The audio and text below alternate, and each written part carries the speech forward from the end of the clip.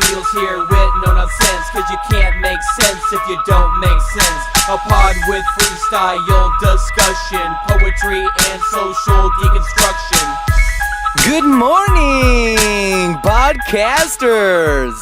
You're listening to the 10th anniversary of the No Nonsense Podcast. I am today your host, Big Burn. And with me, as always, Big Beals. Oh shit. I think it's the afternoon there, Beals. We'd like to start today's podcast off with a beautiful poem written by Beals. I was riding the high road all the way to the top when I stumbled and I couldn't stop. So close I was to achieving it all. So close I was to feeling accomplished and feeling tall. My lifelong goal was completely in reach, but the walls were too tough and strong to breach. The royals are now not the kings to anoint. They work so endlessly hard, but only to disappoint. So, Big Burn, as we all felt the burn that was big across the country in observing the hard-fought World Series battle between the Kansas City Royals and the Orange team, it only ended in utter disappointment throughout the sports world and has led to millions of people to consider either mass murder or suicide. The world was expecting them to pull away in the fateful Game 7, but as we have learned from William Shakespeare, who eloquently stated, and I quote, "Expectation is the root of all heartache. We should not, if the end goal in life is to achieve a pure and pristine state of honest happiness, have these high levels of expectation that can so often lead to the sometimes tragic and despairing feeling of disappointment." Which begs the question, do extremely high levels of expectations to not only athletes, but students, politicians, and religious leaders alike lead to health problems derived from excessive stress? Or would you argue that high expectations help motivate people to go beyond their comfort levels and achieve higher goals that benefit the overall greater good of the community?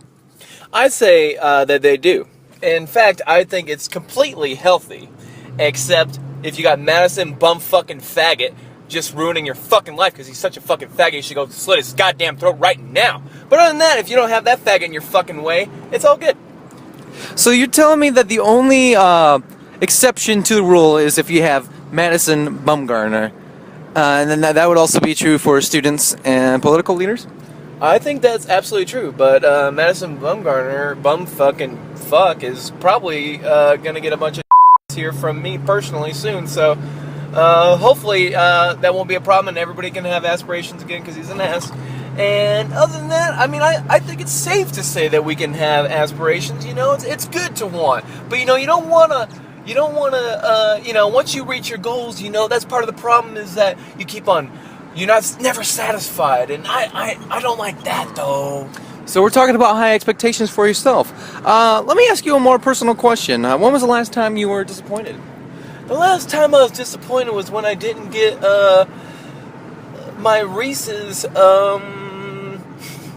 Okay, now, do you feel that this disappointment was derived from your own expectations or from those placed on you from the outside uncontrollable world? Yeah, I mean, honestly, I feel like the world has been expecting me to get Reese's since the day I was born. And if I don't reach a certain amount of Reese's Pieces in my stockpile, then it's like I'm not achieving anything. Right. So, I don't know, it makes me sick, and, you know, I mean, there's other things like going to school and getting a job. It's like, I mean, those have always been ancillary to the fact that I have not got my main Reese's Pieces stock. We have also learned over the weekend here that Madison Bumgarner also received, as payment for being the most valuable player in the World Series, a package of Reese's Pieces, but he did find it extremely difficult to open, and so therefore he has not consumed its contents. Now, when I ask you this question, I want you to give me a more personal answer to this. Are you more disturbed by the fact that he's unable to open up the package, or are you more disturbed from the fact that the package is not expectedly full? I'd have to go with the former here, Beals. And you know what? I think he deserves it.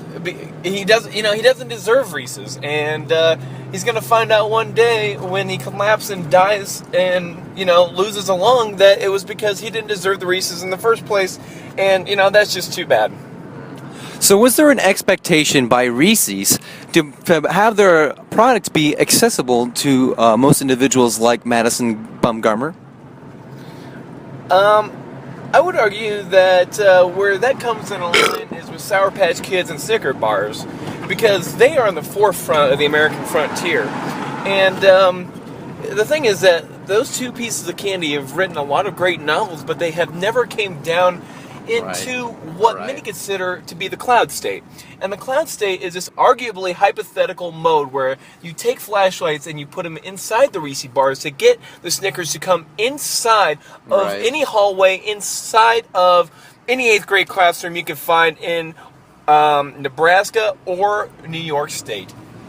Now, that's one interesting thing you bring up New York State, because we are finding in, I'm finding from the panel here, experts have been pulling in that actually Reese's Pieces that in the packages have been sold at a discounted rate in New York. What do you think about that? I think they're going to be dealing away with discount rates altogether, because it really causes a cosmic problem in the universe. And the thing about discounted rates, I know we discussed this earlier in the pod, but I mean, I've seen a lot of things graduate at discounted rates.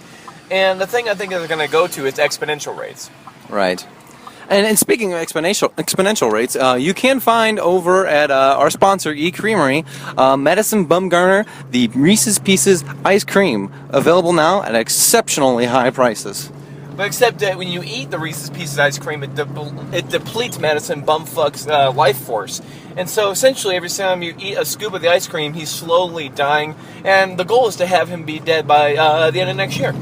So that's a partnership that the No Nonsense Podcast and eCreamery has forged together, and I'm pretty excited about this partnership, and I think it's really unique in the world of advertising. As a marketing major myself, I've never really seen anything quite like it.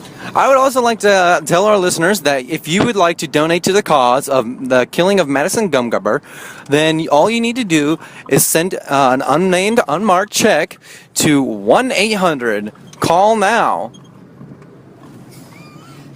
That's probably the best number I've ever heard. And actually, it's an address, everybody. Oh, well, I want to start, just so you know, start bringing back payphones and get rid of cell phones, because cell phones are not the way to future. That's a little too controversial for me. Well, we'd like to, as we've come to the end of our beautiful presentation today, we'd like to end it with Big Burn giving you a wonderful poem. Take it away, Big Burn. All right, no problem. Madison Bumfuck, I want to take your dead corpse and drag it with my truck all the way through the hills of Egypt. Fuck. Now, I don't know what it is, but I'm really pissed that I got all my jiffies up in a lift. So come on over to my house and we'll enjoy his death. At the sound of a horn, you can get that death certif. Thank you. Thank you. Signing off for today's podcast. Thanks for listening to our podcast. Hope you got some insight and a few laughs. That's all for now, folks. Yes, goodbye. Till next time, as long as we don't die.